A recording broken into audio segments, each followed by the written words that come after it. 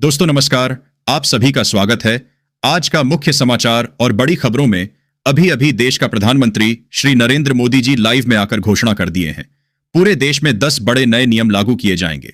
आज एक एक करके देश दुनिया के बारे में विस्तार से बतलाएंगे। साथ में केंद्र सरकार और राज्य की सरकार ने कौन कौन से नई योजना लाए हैं और वर्तमान समय में कौन कौन सी योजना मिल रहा है। सब कुछ बारीक से, सब कुछ विस्तार से एक एक करके वीडियो में बने रहे अंत तक। अभी तक हमारे वीडियो को सब्सक्राइब नहीं कर रहे हैं, वीडियो को सब्सक्राइब कर दीजिए और चैनल को एक लाइक कर दीजिए। साथ ही दोस्तों, यह वीडियो आप कहां से देख रहे हैं, किस जिला से, किस क्षेत्र से, कमेंट में जरूर बताइए। साथ ही अपने दोस्त रिश्तेदारों को शेयर कर दीजिए ताकि एक भी योजना उसे मिस नहीं हो। चलिए शुरू करते हैं। अगली बड़ी खबर, प्रधानमंत्री मोदी ने संसद भवन में बिहार के एनडीए सांसदों से मुलाकात की। उन्होंने कहा कि वे बिहार के लोगों की अपेक्षाओं पर खरा उतरेंगे। इस बैठक में बिहार के विकास और अन्य महत्वपूर्ण मुद्दों पर चर्चा हुई। पीएम मोदी ने बिहार के सांसदों को केंद्र सरकार की योजनाओं को जनता तक पहुंचाने के लिए प्रोत्साहित किया। दोस्तों, अगले 2026 में केंद्र सरकार और राज्य सरकार बिहार में बहुत बड़ी बड़ी योजना ला रहे हैं। यह सभी योजना नियम के बारे में जानकारी इस वीडियो से मिलते रहेगा। तो साथ ही अगली बड़ी खबर, मुख्यमंत्री रोजगार योजना के तहत सरकार राज्य के प्रत्येक परिवार से एक महिला को 10,000 रुपए की राशि दे रहे हैं ताकि महिला रोजगार जैसे खेती, पशुपालन, सिलाई बुनाई, छोटे मोटे व्यवसाय जैसे beauty parlour, juice corner, dairy, यह सब रोजगार करके आत्मनिर्भर बन सके और आर्थिक रूप से सशक्त और रोजगार को बढ़ा सके। इस तरह के महिलाएं को राशि 2 लाख रुपए भी दिया जाता है। बिहार के मुख्यमंत्री नीतीश कुमार के बेटे निशांत की राजनीति में एंट्री को लेकर अटकलें तेज हो गई है। जनता दल यूनाइटेड के दफ्तर के बाहर लगी तस्वीरों में ऐसे संकेत मिल रहे हैं। हालांकि पार्टी पहले ही साफ कर चुकी है। इसे लेकर अंतिम फैसला निशांत की तरफ से ही दिया जाना है। यह पोस्ट ऐसे समय पर सामने आए हैं जब जदयू ने राज्य में सदस्यता अभियान की शुरुआत की है। आवेदक गरीब या आर्थिक रूप से कमजोर वर्ग का है, पक्का घर नहीं है। जिन परिवारों के पास खुद का पक्का मकान नहीं है वे ही योजना के पात्र हैं। केंद्र सरकार ऐसे लाभार्थी को प्रधानमंत्री आवास योजना के तहत 3,50,000 रुपया की राशि घर बनाने के लिए दे रहे हैं। आवेदक की आयु कम से कम 18 वर्ष होनी चाहिए। परिवार की कुल वार्षिक आय 2,50,000 रुपए से अधिक नहीं होनी चाहिए। साथ ही अगली बड़ी खबर, नीतीश कुमार की कोशिश होगी कि वे जेडीयू को नंबर 1 पार्टी बना दें। उनके सामने AIMIM, BSP और IIP के 8 विधायक हैं। उन्हें इनमें 5 भी मिल गए तो जेडीयू विधायकों की संख्या 90 हो जाएगी और इस तरह विधानसभा में जेडीयू को नंबर 1 का रुतबा हासिल हो जाएगा। अब यह देखना दिलचस्प होगा कि 3 दलों के कुल 8 विधायकों में किसका मन मंत्री पद के लिए डोलता है। सरकार द्वारा सार्वजनिक वितरण प्रणाली और राशन कार्ड से जुड़े नियमों में 15 दिसंबर 2025 से बड़े बदलाव लागू किए जा रहे हैं। इन नए नियमों का सीधा असर करोड़ों राशन कार्ड धारकों पर पड़ेगा। साथ ही पात्र लोगों के लिए 2,500 रुपए की विशेष सहायता राशि का प्रावधान भी सामने आया है। समय पर eKYC और दस्तावेज अपडेट कराना बेहद जरूरी है ताकि राशन और लाभ में कोई समस्या न आए। विधायक हुमायूं कबीर को पिछले सप्ताह पार्टी नेतृत्व के साथ बार बार टकराव के बाद टीएमसी से निलंबित कर दिया गया था। उन्होंने 22 दिसंबर को एक नया राजनीतिक दल बनाने की योजना की घोषणा की है। साथ ही AIMIM समेत कई दलों से गठबंधन की बात कही थी। AIMIM यानी ऑल इंडिया मजलिस-ए-इत्तेहादुल मुस्लिमीन ने तृणमूल कांग्रेस के निलंबित विधायक हुमायूं कबीर के साथ किसी भी चुनावी गठजोड़ से सोमवार को इनकार किया। देश भर के करोड़ों मजदूर के लिए एक बेहद राहत भरी खबर सामने आई है। सरकार ने इस साल 2025 के लिए लेबर लॉ में बड़े बदलाव कर दिए हैं जिसका असर सीधे मजदूरों की जिंदगी पर पड़ेगा। सबसे खास बात यह है कि अब मजदूरों के पहले की तरह लंबी शिफ्ट नहीं करनी पड़ेगी, बल्कि कम समय काम करने पर भी उन्हें पहले से ज्यादा मजदूरी मिलेगी। कई राज्यों में यह नया नियम आज से माना जा रहा है जिससे मजदूरों में काफी खुशी है। बिहार में अब तेल मिल लगाना पहले से कहीं आसान हो गया है। सरकार ने किसानों, स्टार्टअप, निजी सरकारी उद्योगों और सहकारी समितियों को बड़ा आर्थिक प्रोत्साहन देने का फैसला लिया है। तिलहन प्रसंस्करण को बढ़ावा देने और ग्रामीण अर्थव्यवस्था को मजबूत करने के उद्देश्य से राज्य सरकार तेल मिल लगाने पर लाखों रुपए तक की सब्सिडी दे रही है। आजकल ज्यादातर लोग ऐसे काम की तलाश में रहते हैं जो घर से हो जाए। ज्यादा भागदौड़ भी न करनी पड़े और कम समय देकर भी अच्छी कमाई हो जाए। ऐसे समय में अगरबत्ती पैकिंग का काम लोगों के बीच काफी लोकप्रिय हो गया है, क्योंकि इसमें न किसी बड़े स्किल की जरूरत है और न ही कोई बड़ा खर्च आता है। बिहार सरकार ने प्रशासनिक महकमे में बदहा फेरबदल करते हुए 13 जिलों के जिलाधिकारियों का तबादला कर दिया है। सामान्य प्रशासन विभाग द्वारा 8 दिसंबर 2025 को जारी अधिसूचना के अनुसार, जिसमें वैभव श्रीवास्तव को सारण का चार्ज दिया है, आशुतोष द्विवेदी को कटिहार और श्रीकांत शास्त्री को बेगूसराय का जिलाधिकारी बनाया गया है। ओवैसी की पार्टी AIMIM के विधायक मुर्शीद आलम ने दिल खोलकर नीतीश कुमार ने तारीफ की। उन्होंने सीएम को अपना राजनीतिक गुरु बताया है। मुर्शीद ने कहा कि मैं दूसरे दल में जरूर हूं, लेकिन उनका एहसान को नहीं भूल सकता हूं। वे ही मुझे राजनीति में लाए। बताया जा रहा है कि पेट्रोल पंप का कैश लेकर मोतीझील पांडे बैंक में जमा करने जा रहे थे। वे साइकिल से थे और रुपए वाला बैग हैंडल में था। जैसे ही साइकिल से बैंक के गेट पर रुके, पीछे से आए बाइक सवार 3 अपराधियों ने 3 सेकंड में लूट को अंजाम दिया और कैश। बिहार के एक शिक्षक से वेतन जारी करने के बदले 8 लाख रुपए की रिश्वत मांगने का मामला सामने आया है। वायरल ऑडियो के बाद विभाग में हड़कंप मच गया है और जांच शुरू कर दी गई है। अधिकारियों ने मामले की गंभीरता को देखते हुए त्वरित कार्रवाई करने का आदेश दिया है। बिहार में ठंड का कहर जारी है। शेखपुरा सबसे ठंडा शहर रहा, जहां तापमान 8 डिग्री सेल्सियस तक गिर गया। पटना समेत अन्य शहरों में भी ठंड बढ़ी है। मौसम विभाग ने आज भी ठंड रहने और कोहरे की संभावना जताई है। लोगों को सावधानी बरतने की सलाह दी गई है। बिहार के शिक्षकों के हित में नीतीश सरकार ने बड़ा फैसला लिया है। उन्हें अब समय पर वेतन मिलेगा। इसके लिए तारीख तय कर दी गई है। अब हर माह की पहली तारीख को वेतन मिल जाएगा। शिक्षा विभाग ने सोमवार 8 दिसंबर 2025 को इससे संबंधित मानक संचालन प्रणाली SOP जारी किया। अरवल में 666 करोड़ की लागत से बनने वाला बाईपास 13 किलोमीटर लंबा होगा। इस बाईपास के निर्माण होने से पटना, अरवल और औरंगाबाद के बीच सड़क संपर्क बेहतर होगा। साथ ही व्यापार को भी बढ़ावा मिलेगा।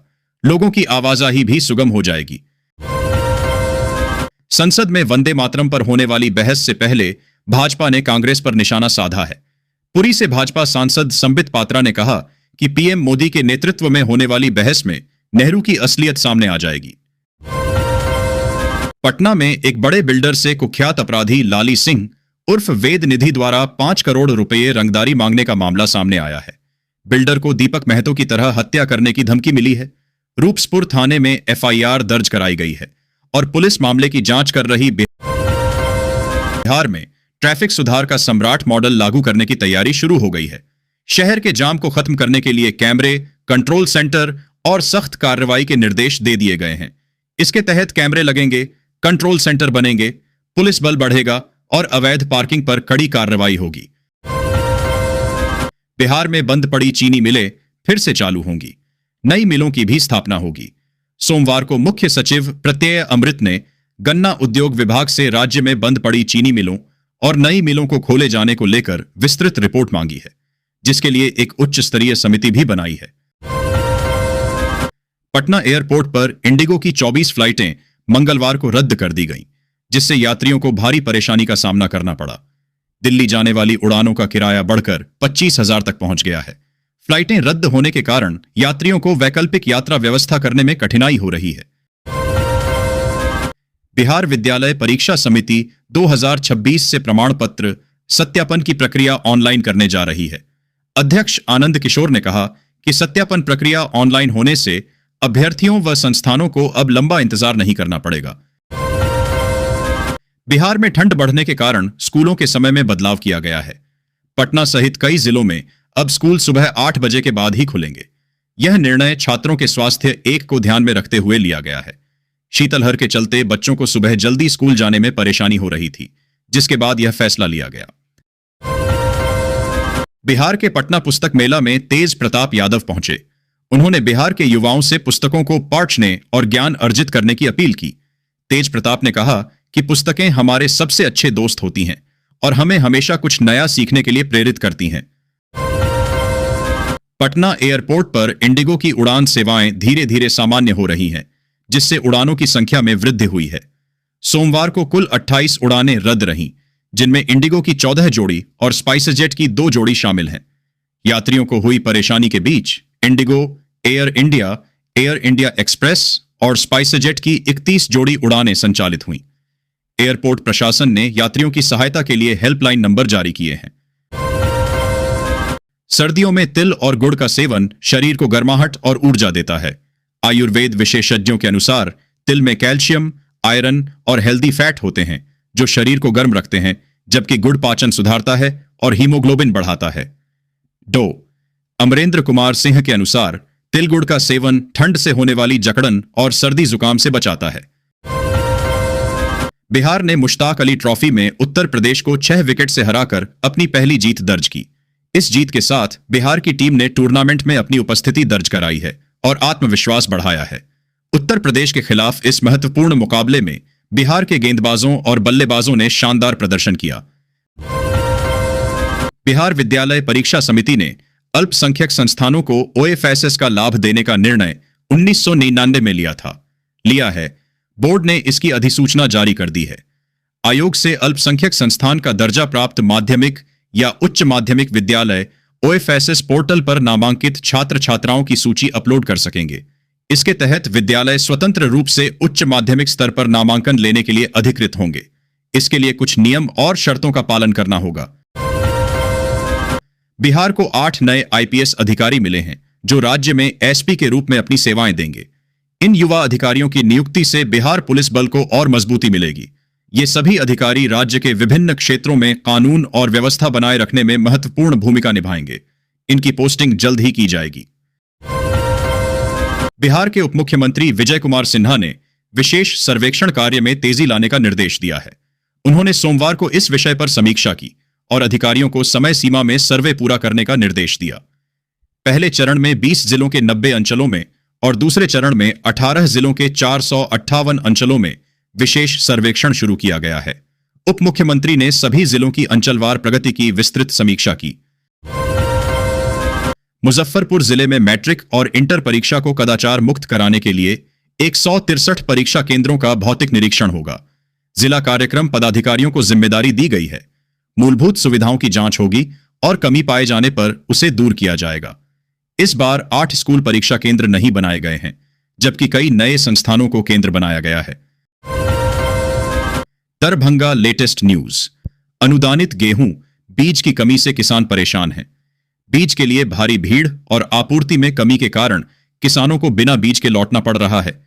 कई किसानों को योजना बदलने के लिए मजबूर होना पड़ा। किसानों ने कृषि कार्यालय पर प्रदर्शन किया। किसानों को महंगे दामों पर बीज खरीदने पड़ रहे हैं, जिससे लागत बढ़ने की चिंता है। कृषि विभाग का कहना है कि बीज की आपूर्ति होते ही वितरण शुरू कर दिया जाएगा। दरभंगा मेडिकल कॉलेज अस्पताल डीएमसीएच के हड्डी रोग विभाग में बेड की कमी के कारण मरीजों को फर्श पर लेटने के लिए मजबूर होना पड़ रहा है। यहां मरीजों की दुर्दशा देखकर लोग हैरान हैं और सरकार से तत्काल हस्तक्षेप की मांग कर रहे हैं ताकि मरीजों को बेहतर सुविधा मिल सके। सहारनपुर में बांग्लादेशी रोहिंग्या घुसपैठियों की खोज के लिए एक अभियान चलाया गया है। इस दौरान डिटेंशन सेंटर स्थापित करने के लिए जमीन की तलाश जारी है। पुलिस संदिग्ध क्षेत्रों में गहन तलाशी कर रही है ताकि अवैध रूप से रह रहे लोगों को पकड़ा जा सके। प्यार में अंधे हो गए हो क्या? उसे कुछ मत कहो, वह प्यार में अंधा हो गया है। ऐसी बातें आपने कई बार सुनी होंगी और कई लोगों के मुंह से सुनी होगी। अंग्रेजी में भी लव इज ब्लाइंड कहावत है, लेकिन क्या आपने सोचा है कि ऐसा क्यों कहा जाता है? दरअसल इस कहावत के पीछे साइंस और साइकोलॉजी से जुड़े कारण छिपे हैं। बिहार के सभी जिलों के प्रखंडों में उच्च शिक्षा की व्यवस्था की जाएगी। वित्तीय वर्ष 2025 से 26 के बजट में इसकी घोषणा हुई है। मुजफ्फरपुर के 4 प्रखंडों समेत 6 जिलों के 44 प्रखंडों में नए डिग्री कॉलेज खुलेंगे। उच्च शिक्षा निदेशक ने विश्वविद्यालयों से प्रखंडवार सूची मांगी है। सरकार +2 तक की शिक्षा पंचायतों में उपलब्ध कराने के बाद स्नातक के लिए डिग्री कॉलेज स्थापित करेगी। भागलपुर इंजीनियरिंग कॉलेज में जल्द ही इंक्यूबेशन एक्सटेंशन सेंटर खुलेगा।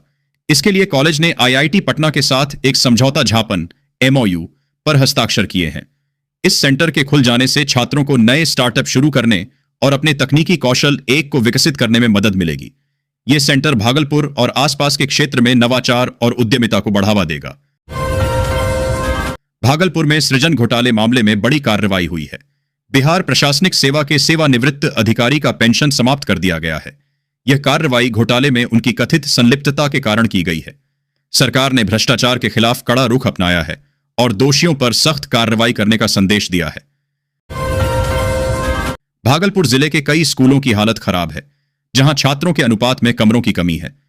जिला शिक्षा विभाग ने स्कूलों में शैक्षणिक माहौल सुधारने के लिए कदम उठाए हैं। डीपीओ ने सभी प्रखंड शिक्षा अधिकारियों को 48 घंटे में जर्जर कमरों की सूची देने का निर्देश दिया है। समय पर रिपोर्ट न भेजने पर कार्रवाई की जाएगी। दरभंगा के सिमरी थाना क्षेत्र में एक मजदूर के पैन कार्ड से जीएसटी के 2 फर्जी रजिस्ट्रेशन कर 86 करोड़ रुपए का रिटर्न दाखिल करने का मामला सामने आया है। पीड़ित सत्यम कुमार मिश्रा ने साइबर थाने में प्राथमिकी दर्ज कराई है। बैंक खाते को फ्रीज करने के बाद उन्हें इस धोखाधड़ी का पता चला। साइबर पुलिस मामले की जांच कर रही है। पटना एयरपोर्ट पर इंडिगो की 24 फ्लाइटें मंगलवार को रद्द कर दी गईं, जिससे यात्रियों को भारी परेशानी का सामना करना पड़ा। दिल्ली जाने वाली उड़ानों का किराया बढ़कर 25,000 तक पहुंच गया है। फ्लाइटें रद्द होने के कारण यात्रियों को वैकल्पिक यात्रा व्यवस्था करने में कठिनाई हो रही है। प्रधानमंत्री मोदी को मिथिला संस्कृति का स्नेह मिला, जहां परंपरा और आधुनिकता का अद्भुत संगम देखने को मिला। इस दौरान नेताओं ने अपनी सांस्कृतिक धरोहर का प्रदर्शन किया और प्रधानमंत्री ने सराहना की। यह मुलाकात बिहार के विकास के लिए नई उम्मीदें लेकर आया है। दूसरे चरण में नियमों में संशोधन कर पहले साल 5,000 रुपये पक्का वर्मी पिट बनाने के लिए और अगले 2 साल 6,500 से 6,500 रुपये देने का प्राविधान रखा गया था। लेकिन अब इस 6,500 रुपये में से केवल 1,500 रुपये ही किसानों के खाते में सीधे ट्रांसफर किए जाएंगे, जिनसे वे सिर्फ प्रमाणित जैविक बीज और केंचुआ खरीद सकेंगे। यह समय की मांग है कि ग्रामीण अर्थव्यवस्था के अंतिम छोर तक मजबूत गैर बैंकिंग वित्तीय कंपनियों एनबीएफसी की भूमिका को प्रभावी बनाया जाए। गांवों में प्रधानमंत्री स्वामित्व योजना का तेजी से विस्तार करना होगा। इससे छोटे किसानों की संस्थागत आरण तक पहुंच बढ़ाई जा सकेगी। देश को 2047 तक विकसित बनाने के लिए सरकार को ग्रामीण अर्थव्यवस्था को और सशक्त बनाने की डगर पर भी आगे बढ़ना होगा। प्रधानमंत्री नरेंद्र मोदी और मुख्यमंत्री नीतीश कुमार की जोड़ी वाले नेतृत्व में बिहार अब विकास के एक नए मोड़ पर खड़ा है। इस बार बात सड़क, पुल, एयरपोर्ट या उद्योग की नहीं, बल्कि ऐसी टेक्नोलॉजी की है जो अब तक देश के कुछ चुनिंदा राज्यों तक सीमित थी, और वह है न्यूक्लियर एनर्जी। राज्य में पहली बार न्यूक्लियर पावर प्लांट लगाने की तैयारी शुरू हो चुकी है और 3 जिलों में साइट सर्वे जारी है। यह कदम न सिर्फ ऊर्जा क्षेत्र के लिहाज से बड़ा बदलाव ला सकता है, बल्कि बिहार के औद्योगिक भविष्य की तरफ भी बदल सकता है। देश में सामाजिक सुरक्षा योजनाएं हमेशा से उन लोगों के लिए संबल रही हैं जिनकी आजीविका का मुख्य सहारा सीमित आय या पेंशन जैसी सरकारी सहायता होती है। वर्ष 2025 में सरकार ने वृद्ध, विधवा और विकलांग पेंशन से जुड़ी कई महत्वपूर्ण सुधार प्रक्रियाएं शुरू की हैं, जिनका उद्देश्य इन वर्गों को अधिक स्थिरता, सुविधा और आर्थिक मजबूती प्रदान करना है। बढ़ती महंगाई, बदलता आर्थिक माहौल और बढ़ते खर्चों को ध्यान में रखते हुए सरकार ने इस साल की पेंशन संरचना में कई बदलाव लागू किए हैं। पटना, केंद्रीय नागरिक उड्डयन मंत्री के राममोहन नायडू ने राज्यसभा में बताया कि पटना के जयप्रकाश नारायण इंटरनेशनल एयरपोर्ट के रनवे विस्तार का काम लंबे समय से अटका है। इसकी वजह बिहार सरकार है। उन्होंने कहा कि केंद्र की बार बार की मांग के बावजूद बिहार सरकार ने अभी तक अतिरिक्त जमीन उपलब्ध नहीं कराई है। कांग्रेस सांसद अखिलेश प्रसाद सिंह के सवाल का जवाब देते हुए मंत्री ने कहा कि मौजूदा 2072 मीटर लंबा रनवे विमानों पर लॉर्ड पेनल्टी लागू करता है, जिससे बड़े विमानों का कुशल संचालन प्रभावित होता है। उन्होंने आश्वस्त किया कि सभी उड़ानें विस्तृत सुरक्षा मूल्यांकन के बाद ही संचालित की जाती हैं। सुपौल के भपटियाही बाजार में अतिक्रमण के खिलाफ प्रशासन ने बुलडोजर चलाया। सरकारी जमीन पर बने कई अवैध दुकानों और घरों को ध्वस्त कर दिया गया। अधिकारियों की निगरानी में कार्रवाई हुई और सुरक्षा के पुख्ता इंतजाम किए गए थे। अतिक्रमण हटाने से यातायात व्यवस्था में सुधार की उम्मीद है, लेकिन कई दुकानदारों का रोजगार छिन गया है। 2 दिसंबर 2025 के ताजा सीमेंट रेट। अगर आप सीमेंट खरीदने की योजना बना रहे हैं तो आज के रेट आपके लिए फायदेमंद साबित हो सकते हैं। अलग अलग ब्रांड और शहरों के हिसाब से दामों में थोड़ा फर्क हो सकता है, लेकिन औसतन बाजार में यह भाव देखने को मिल रहे हैं। अल्ट्राटेक सीमेंट का रेट लगभग 340 से 360 प्रति बोरी है। अंबुजा सीमेंट 325 से 345 प्रति बोरी के बीच मिल रहा है। एसीसी सीमेंट के दाम 330 से 350 प्रति बोरी चल रहे हैं। श्री सीमेंट 320 से 340 प्रति बोरी और जेके सीमेंट 335 से 355 प्रति बोरी के बीच उपलब्ध है। इन रेट में पहले के मुकाबले 10 से 20 रुपए प्रति बोरी तक की गिरावट आई है।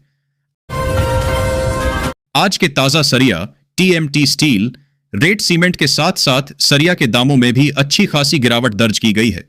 8 मिलीमीटर से लेकर 16 मिलीमीटर तक सभी साइज के टीएमटी बार सस्ते हुए हैं। 8 मिलीमीटर टीएमटी बार का भाव 58,000 से 60,000 रुपए प्रति टन है। 10 मिलीमीटर टीएमटी बार 56,000 रुपए प्रति टन है से 58,500 रुपए प्रति टन के बीच मिल रहा है। 12 मिलीमीटर टीएमटी बार की कीमत 55,000 से 57,000 रुपए प्रति टन और 16 मिलीमीटर टीएमटी बार 54,000 से 56,000 रुपए प्रति टन चल रही है। पिछले सप्ताह की तुलना में सरिया के दाम 1,000 से 1,800 रुपए प्रति टन तक घटे हैं। फिर बदले सोने के दाम। यह है 9 दिसंबर का 10 ग्राम का लेटेस्ट रेट। देखें अपने शहरों का 22 से 24 कैरेट का ताजा भाव। न्यू ईयर 2026 से पहले सोने व चांदी की कीमतों में उतार चढ़ाव का दौर जारी है। अगर आप 9 दिसंबर को सोना या चांदी खरीदने के मूड में हैं और बाजार जाने का प्लान कर रहे हैं तो पहले ताजा भाव चेक कर लीजिए। मंगलवार को सोने के दाम में 330 रुपए प्रति 10 ग्राम की गिरावट आई है, लेकिन चांदी की कीमतों में 1,000 रुपए प्रति किलो का उछाल आया है। आज 22 कैरेट सोने के दाम 1,19,400, 24 कैरेट का भाव 1,30,240 और 18 ग्राम सोने का रेट 97,720 रुपए पर ट्रेंड कर रहे हैं। वहीं 1 किलो चांदी का रेट 1,90,000 रुपए चल रहा है। आइए जानते हैं आपके शहर का 18, 22 और 24 कैरेट सोने का भाव। मंगलवार का 18 कैरेट सोने का ताजा भाव। दिल्ली व जयपुर सराफा बाजार में आज 10 ग्राम सोने की कीमत 97,720 रुपए। कोलकाता और मुंबई सराफा बाजार में 97,570 रुपए। इंदौर और भोपाल में सोने का भाव 97,620 चल रहा है। चेन्नई सराफा बाजार में कीमत 1 लाख रुपए पर ट्रेड कर रही है। मंगलवार का 22 कैरेट सोने का ताजा भाव। भोपाल और इंदौर में आज 10 ग्राम सोने की कीमत 1,19,300 रुपए। जयपुर, लखनऊ, दिल्ली सराफा बाजार में आज 10 ग्राम सोने की कीमत 1,19,400 रुपए। हैदराबाद, केरल, कोलकाता, मुंबई सराफा बाजार में 1,19,250 रुपए ट्रेंड कर रहा है। मंगलवार का 24 कैरेट सोने का ताजा भाव। भोपाल और इंदौर में आज 10 ग्राम सोने की कीमत 1,30,140 रुपए। दिल्ली, जयपुर, लखनऊ और चंडीगढ़ सराफा बाजार में आज 10 ग्राम सोने की कीमत 1,30,240 रुपए। हैदराबाद, केरल, बेंगलुरु और मुंबई सराफा बाजार में 1,30,009 रुपए। चेन्नई सराफा बाजार में कीमत 1,30,910 रुपए पर ट्रेंड कर रहा है। पढ़िए मंगलवार का आपके शहर का चांदी का लेटेस्ट रेट। जयपुर, कोलकाता, अहमदाबाद, लखनऊ, मुंबई, दिल्ली सराफा बाजार में 1 किलोग्राम चांदी की कीमत 1,90,000 रुपए। चेन्नई, मदुरई, विजयवाड़ा, विशाखापट्टनम, हैदराबाद और केरल सराफा बाजार में कीमत 1,99,000 रुपए। भोपाल और इंदौर में 1 किलो चांदी की कीमत 1,90,000 रुपए ट्रेंड कर रही है। कैसे चेक करें प्योरिटी? सोना खरा है या नहीं? ISO Indian standard on organization द्वारा सोने की शुद्धता पहचानने के लिए हॉलमार्क दिए जाते हैं। 24 कैरेट गोल्ड 99.9% शुद्ध होता है और 22 कैरेट लगभग 91% शुद्धता होती है। 24 कैरेट सोने में 1.0 शुद्धता 24/24 बराबर 1.00 होनी चाहिए। 22 कैरेट गोल्ड में 9% अन्य धातु जैसे तांबा, चांदी, जिंक मिलाकर जेवर तैयार किए जाते हैं। 22 कैरेट सोने में 0.916 शुद्धता 22/24 बराबर 0.916 होनी चाहिए। 24 कैरेट सोने के आभूषण पर 999, 23 कैरेट पर 958, 22 कैरेट पर 916, 21 कैरेट पर 875 और 18 कैरेट पर 750 लिखा होता है। 24 कैरेट में कोई मिलावट नहीं होती। इसके सिक्के मिलते हैं, लेकिन 24 कैरेट सोने के आभूषण नहीं बनाए जा सकते। इसलिए ज्यादातर दुकानदार 18, 20 और 22 कैरेट सोना बेचते हैं और इसी के आभूषण बनाते हैं। चांदी पर हॉलमार्किंग का नियम सोने के बाद अब 1 सितंबर 2025 से चांदी की ज्वेलरी पर हॉलमार्किंग का नियम लागू कर दिया है। चांदी के लिए हॉलमार्किंग अनिवार्य नहीं है। आप बिना हॉलमार्क वाली चांदी भी खरीद सकते हैं। हॉलमार्किंग के नियमों के तहत चांदी पर इससे तुरंत पता चल जाएगा कि गहना किस शुद्धता का है और वह असली है या नहीं। भारतीय मानक ब्यूरो BIS ने चांदी की शुद्धता के लिए 6 नए स्टैंडर्ड 800, 835, 900, 925, 970 और 990 तय किए हैं। 925 या 925 अंक का मतलब 925% है कि चांदी 92.5% शुद्ध है। नोट ऊपर दी गई सोने चांदी की दरें सांकेतिक हैं और इसमें GST, TCS और मेकिंग चार्ज जैसे अन्य शुल्क शामिल नहीं हैं। सटीक दरों के लिए अपने स्थानीय जौहरी या ज्वेलर्स शॉप से संपर्क करें।